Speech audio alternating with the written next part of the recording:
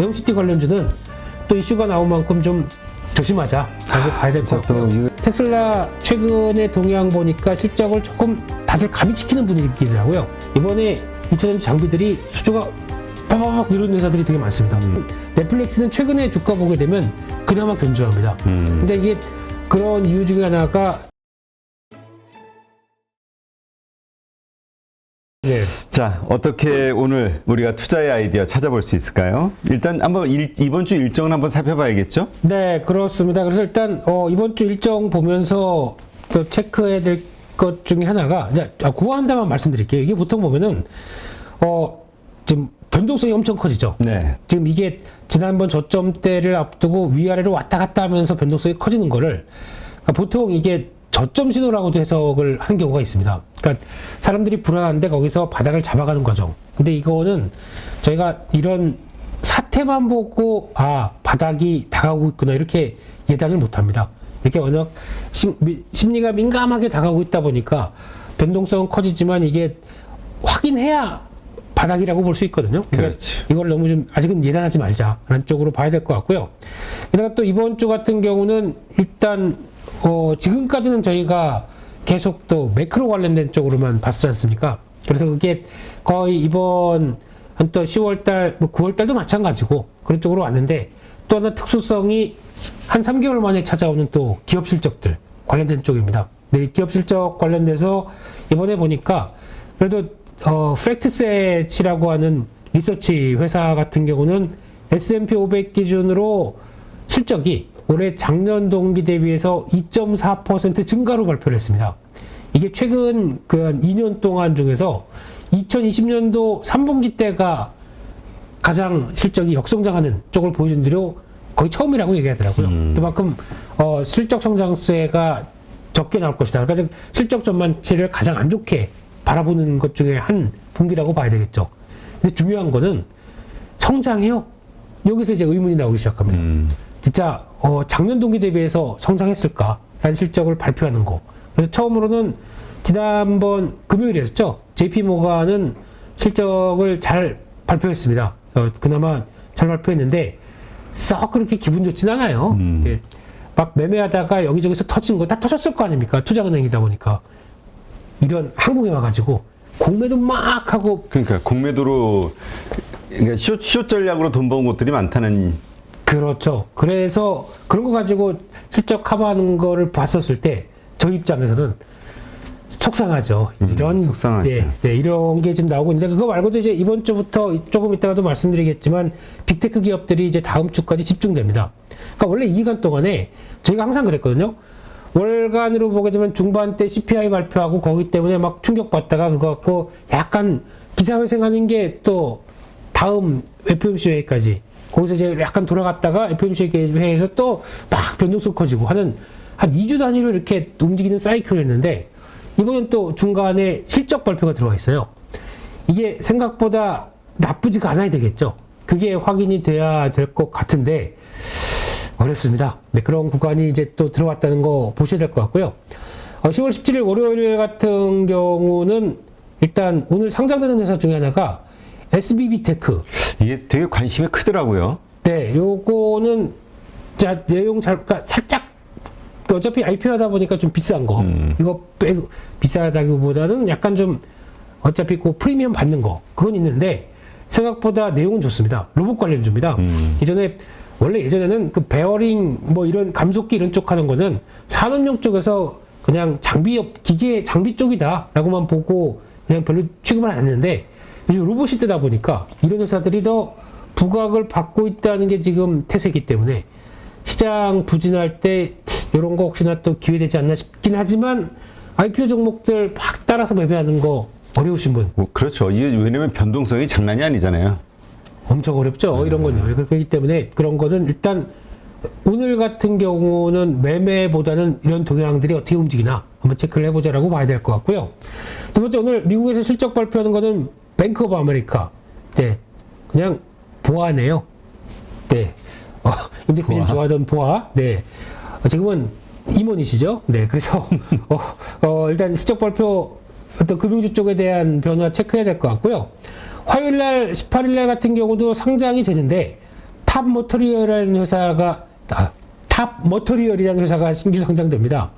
근데 2차 전지 장비 쪽입니다. 거기다가 차세대 양극재까지 개발한다고 하는데 이건 뭐 그냥 기대감이겠죠. 그렇죠. 왜냐면 결과가 나온 건 아니니까. 그렇죠, 그렇죠. 근데 어쨌든 단어는 혹하네. 양극재가 아니라 차세대 양극재 이러니까. 그렇죠. 요렇게 되면 뭔가 그래라고 찾아보는데 근데 보니까 주말 사이에 나온 리포트 2차 전지 섹터 쪽에서 장비 얘기하는데 보니까 생각보다 국내 장비 회사들이 2차 전지 쪽에서 이제 막 북미에서 짓기 시작하면서 기초 작업 끝나고 거기서 이제 발주가 시작되는 단계거든요. 이번에 2차 전지 장비들이 수주가 빠바박 늘어는 회사들이 되게 많습니다. 그런 것도 아마 체크를 좀 해야 되지 않나 라는 관점으로 봐야 될 것 같고요. 또 지표로는 미국의 9월 산업 생산, 중국의 9월 산업 생산, 소매 판매 실업률, 고정산 투자 3분기 GDP 이런 쪽인데 중국 지표입니다. 중국 지표 요즘 보니까 저희 언제 한번 또 안유아 교수님 나오실 차례가 된 것 같습니다. 요즘 다른 데서 썸네일 보니까 중국이 망한다. 네, 얘기 되게 많이 하고 계신 것 같더라고요. 근데 제가 느끼기에도 만약에 이제 저희가 어떤 금융위기급의 어떤 타격이 온다라고 하게 되면 솔직히 그냥 뭐 이번에 보니까 스리랑카 뭐 이런 데서 IMF 때 구제금융 신청했다 이런 건 별 시장에 충격이 없거든요. 근데 오히려 큰 이제 영국이나 뭐 중국 같은 이런 여기서 큰 사건이 터지게 되면 그거는 진짜 쓰나미급으로 다가오죠. 그렇죠. 그래서 아마 지금부터는 중국 관련된 지표는 계속 더 체크를 좀 해야 될 것 같습니다. 여전히 부진한 걸로 보여지고 있는데 충분히 마사지가 가능한 그런 지표의 흐름의 결과를 보여줄 수 있기 때문에 그럼에도 불구하고 또 지표들이 뭐 그렇게 썩 좋지는 않을 겁니다. 이거 이제 체크해야 될 것 같고요. 또 미국의 실적 발표하는 회사들 중에서 골드만삭스 그리고 또 넷플릭스가 또 실적 발표하죠. 존슨앤존슨. 근데 지금 넷플릭스는 최근에 주가 보게 되면 그나마 견조합니다. 근데 이게 그런 이유 중에 하나가 조금 이따가도 말씀드리겠지만 요금제가 광고용 요금제를 추가를 시키는데 넷플릭스 입장에서는 살짝 광고가 우리가 추가를 하다 보니까 요 모델이 예전에 페이스북 모델로 보시면 될 것 같아요. 페이스북 같은 경우 무료지 않습니까? 근데 거기다 광고를 추가해서 실적에 대한 변화를 끌어내기 시작했다. 근데 이게 타겟팅 광고가 가능해요. 네. 쉽게 얘기하면은 나는 플랫폼 업체인데 이렇게 광고주를 받아다가 이 사람이 빅데이터를 그러니까 이 사람이 뭐에 관심 있고 하는 게 연결이 되지 않습니까? 거기다 타겟을 맞춰서 광고를 한다라고 하는 이 디지털 광고 개념으로 나가기 시작해서 메타의 실적 흐름들이 확 좋아진 부분들이었죠. 그걸 비슷하게 넷플릭스도 쓰기 시작한다라고 하게 되면 그러니까 넷플릭스 입장에서는 광고주도 있겠지만은 어떤 고객들이 이걸 보면서 이런 광고를 계속 보더라라고 하게 되면 거기서 연관될 수 있는 이 연관성 그래서 타겟팅 광고를 할 수 있을 만한 데이터를 갖고 있는 쪽으로 바뀐다라고 하게 되면 넷플릭스의 변화가 나올 수 있겠죠. 그래서 요금제가 뭐 어떤 저희가 5,500원으로 한 4,000원 깎아줘서 그것 때문에 한 5분 정도 광고를 보는 거 가지고 이게 뭐 넷플릭스에 대한 어떤 가입자의 증가가 아니라 넷플릭스 자체가 변할 수 있다는 거 이게 더 중요한 흐름 같습니다. 그래서 광고를 통해서 그 빅데이터의 활용들이 나올 수 있다는 부분들 이게 그러면 또 여러 가지 나중에 이 또 데이터를 또 판매가 될 수도 있는 부분들이겠죠. 이런 고객들이 지금 트렌드가 이런 쪽이다라는 쪽도 그렇기 때문에 이거는 눈길이 가고 있습니다. 네. 그렇게 봐야 될 것 같고요. 19일 수요일 같은 경우는 영준의 베이지북 공개되는데 뭐 좋은 얘기 하겠습니까? 네, 근데 경기 침체 관련돼서 보니까 주말 사이에 좋은 게 하나도 없어요. 네, 미국의 경기 침체 가능성이 또 10%포인트 올랐더라고요. 그래서 한 60%까지 올라왔는데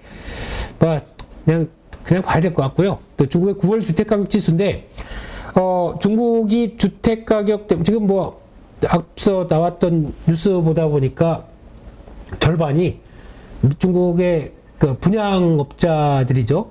절반이 거의 회복 불능 상태다. 이런 쪽으로 나올 정도로 주택의 압박이 좀 심해 가고 있다. 근데 이렇게 되면은 똑같이 중국 같은 경우는 저희는 그래도 한때 이제 80년대부터 강남 개발과 함께 한국이 이렇게 커왔던 이 상황을 보게 되면 솔직히 IMF 때 빼고는 그래도 그렇게 큰 충격이 없었지 않습니까? 그렇죠. 꾸준하게 성장했지 않습니까? 근데 중국이 이제 그런 급에 아마 한 번도 경험을 못 해봤을 겁니다. 이런 식으로.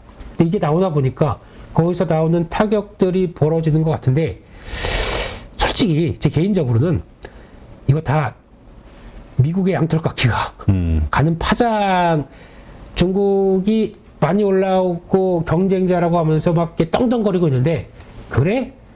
어디 금융으로 한번 조져보자 라고 하는 현상들이 지금 하나씩 둘씩 보이고 있거든요. 그래서 더 걱정이 되는 거죠. 그렇지. 네, 그래서 그런 거 한번 봐야 될 것 같고요. 테슬라입니다. 실적 발표하는데 테슬라 최근에 동향 보니까 실적을 조금 다들 감익시키는 분위기더라고요. 별로 썩 분위기가 안 좋은데 그래도 슬라슬라 테슬라야 이렇게 나올 수 있을지 또 실적 체크해야 될 것 같고요. IBM, 뭐 알코아 이것도 경기 관련된 쪽이죠. 이런 쪽에서 실적 동향 체크해야 될 것 같고요. 20일 날 목요일 날은 또 대출 우대금리 LPR이 발표되는데 개인적으로는 이거 별로 손 안 댈 것 같습니다. 네, 이거 손 안 되는데 아마 이번 주 계속 내내 중국 시진핑 연임 관련된 공산당 대회 있죠. 이게 22일 날 마감됩니다. 근데 그러면 후반부 쪽에 좀 얘기가 많이 나올 것 같은데 뭐 또 근데 아직까지 나왔던 얘기가 뭐 공동 부유론 뭐 다 하는 얘기고 또 하나 무력을 써서라도 우리 대만을 점령하겠다, 대만을 확보하겠다라는 얘기들이 나오기 시작합니다.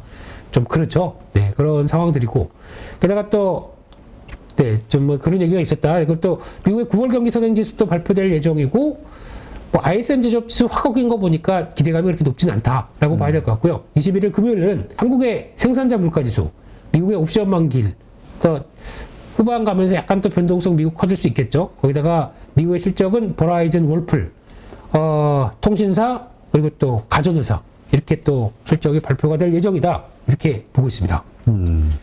하여튼 지금 여러 가지 방향에서 중국에 대한 걱정이 나오네요. 그럴 수밖에 없겠죠. 솔직히 만약에 지금 시점에서 중국이 지표나 동향들이 안 좋다라고 하게 되면 애써 많이 좀 실적 만약에 실업률이 7%다, 5%로 이렇게 내린다고 하더라도 한계가 있지 않습니까? 너무 급하게 내릴 수도 없지 않습니까? 근데 그게 그런 정도가 서서히 지금 보여지고 있다 보니까, 그러니까 충분히 저거보다 안 좋을 거야 라고 예상하는데도 안 좋은 지표가 나오다 보니까 경계감이 조금씩 커지는 부분들이겠죠. 그래서 네, 또 하나 얘기를 하는 게 지금 날씨를 보면 압니다.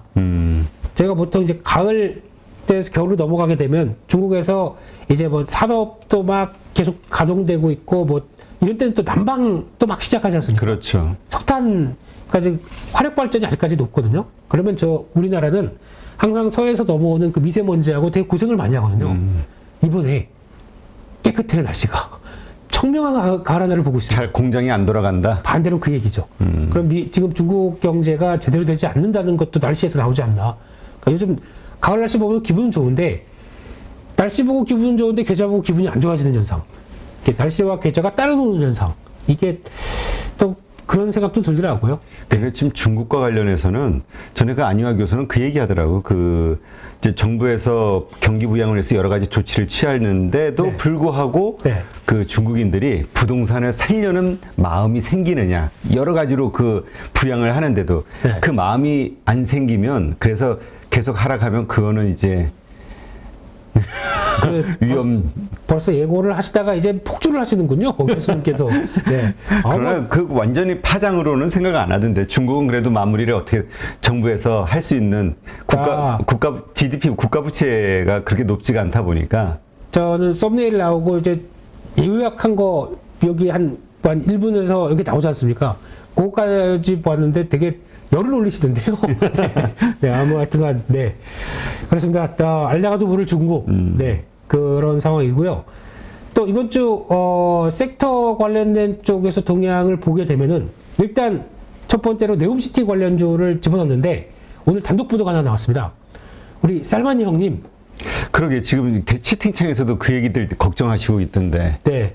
안 온답니다. 네. 그러니까 이러면 뭐 네옴시티 관련주들 어떻게 되는 거예요, 다? 오늘 또 확 조정받겠죠. 근데 이게 단독 보도고 뭐 조선일보 단독 보도라고 하는데 그래도 뉴스가 나오면 그렇겠죠. 그러니까 근거는 있다. 근거 없는 것도 가끔 있던데. 그렇다고 하더라도 지금 또 그동안에 좀 올랐었어요. 네. 그러다 보니까 지난 금요일 날도 가장 테마 쪽으로는 많이 오른 종목 중에 하나거든요. 그러다 보니까 특히 이론 쪽에서 변화가 나와서 또 단기 압박이 나온다 그러면 또 약간 고민하겠죠. 그래서 특별히 뭐 나왔던 얘기가 이것도 뭐 자본금 늘리고 거기다가 한국수출입은행도 지원하겠다 뭐 이런 얘기는 좀 지난 얘기입니다. 그렇죠. 이런 거 가지고도 약간 지난 얘기를 가지고 주가를 그렇게 강하게 끌어올렸다라는 부분들도 보면은 조금 느낌이 좀 그렇습니다. 그래서 그러니까 저도 그 뉴스를 본 게 기억이 나는데 한미글로벌 공매도가 엄청나게 늘어났다. 이 뭔가 찜찜해요. 공매도 네. 세력. 임원도 팔고 주가 올라오다 보니까 임원도 쫙 팔고 거기다가 공매도 증가도 그렇고 그리고 지금 기준으로 또 부동산을 바라볼 때 이런 PM 회사 같은 경우가 좀 너무 오버한 게 아닐까라는 얘기도 나오는데 과거에 너무 저평가였었어요. 글로벌 지금 10대 그러니까 글로벌 PM 회사 중에서 8위까지 하는 회사입니다. 아, 그래요? 네, 그래서 경쟁력도 있고 성과도 꽤 괜찮은 회사인데 이게 좀 그 중에서 제일 싸다라는 얘기는 많았는데 지금은 그 얘기 못하죠. 이제 많이 올랐으니까. 네, 그거 한번 체크하셔야 될 것 같고 그래서 네옴시티 관련주는 또 이슈가 나온 만큼 좀 조심하자라고 봐야 될 것 같고요. 또 이거 지금 가지고 있으신 분들 얼마나 또 이 오늘 힘든 하루가 되겠어요, 이게. 시간을까지 막 강했었어요. 근데 그것도 아까 저 출근할 때쯤 나온 거 보니까 참 의도 네, 좀 찬물을 끼얹을 공매도가 많이 늘었다면서요. 그러니까 네. 어떤 뉴스 보니까 공매도가 그냥 확 늘어났다고. 네, 공매도가 늘어나면서 언론 플레이. 그렇습니다. 네, 참 그 정도만 말씀드릴게요. 네, 그러고 네.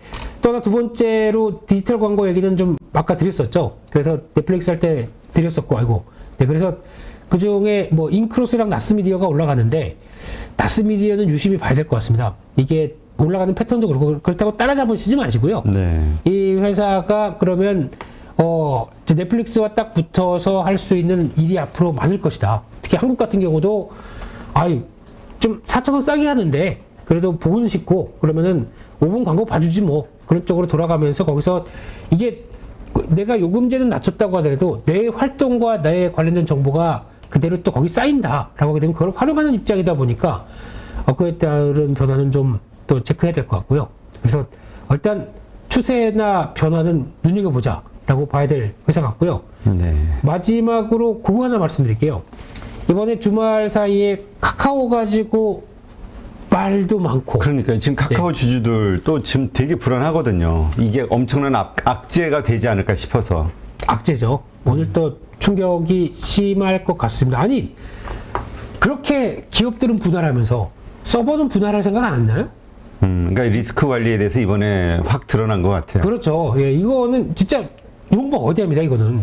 그렇게 나오고 그러면 보니까 보통 보면은 회사는 분리를 시켰지 않습니까? 분리를 시키게 되면 단독 서버나 그걸 가지고 백업 서버를 다 활용을 해야 되는데 그 UPS라고 하는 그 전력, 그러니까 약간 그 비상전력 거기서 화재가 났는데 그거 가지고도 전혀 대응을 못해가지고 이렇게 어영부영하고 있고 지금 보니까 15일 걸린다면서요. 완전 그래요? 복구까지는요. 예. 지금 뭐가 계속 안 돼. 그러니까요. 예. 카톡은 되는데 안 될 때도 있고 또 자료 다운로드 그건 아예 안 되더라고요. 네, 그러니까 참 이것저것 지들 돈 버는 데는 그러니까요. 이런 거 가다가 그러니까 이게 하여튼 그래요. 그러면 오늘 그런 거 봐야 되겠죠.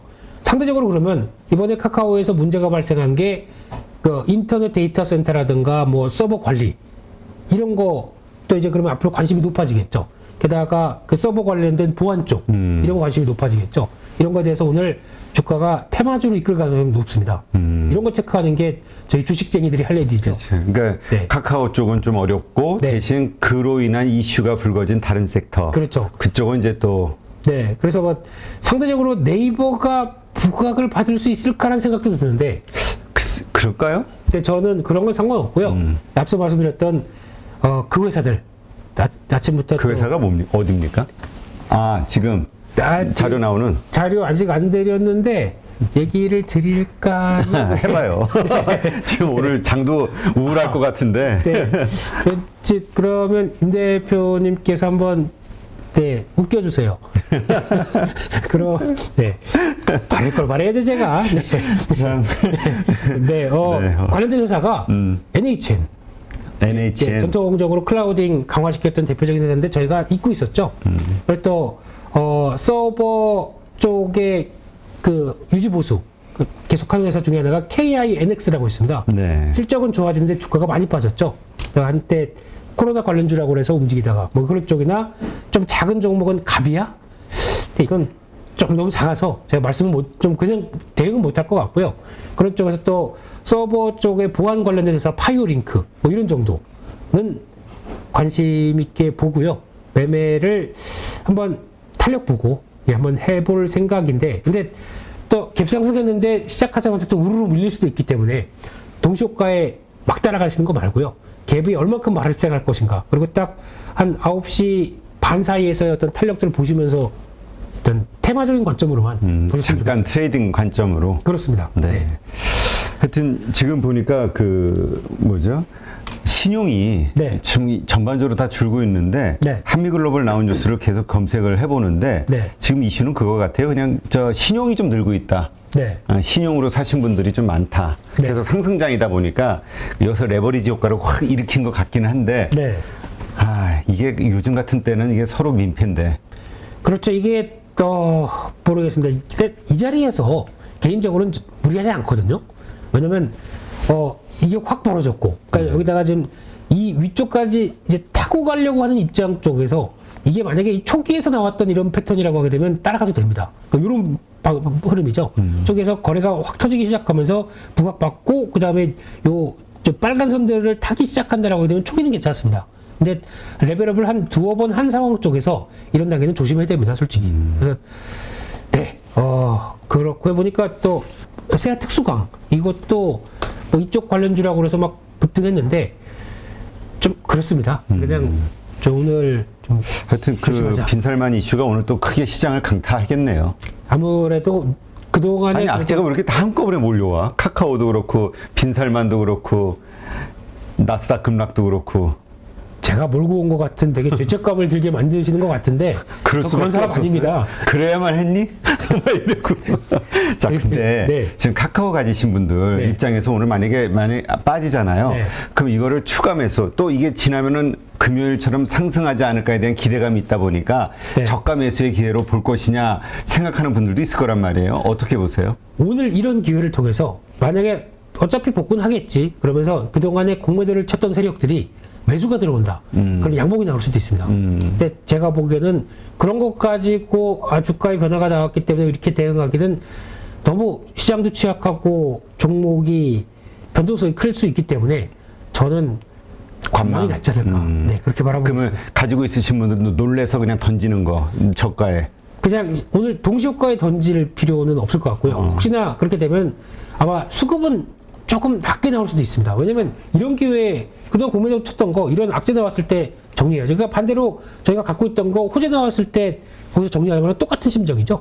그런 상황 쪽에서 보시되 근데 매매는 못할 것 같습니다. 저는. 네. 알겠습니다. 그냥 오늘은 관망이네요. 들고 있든 아니든. 그냥 카카오 이번 수혜주, 카카오 사고 친 거의 수혜주 이런 걸 좀 더 체크하겠습니다. 알겠습니다. 누구나 1시간 안에 200개 종목에서 좋은 종목을 고를 수 있는 그런 능력을 배양할 수 있도록 제가 도와드리려고 그렇게 하고 있습니다.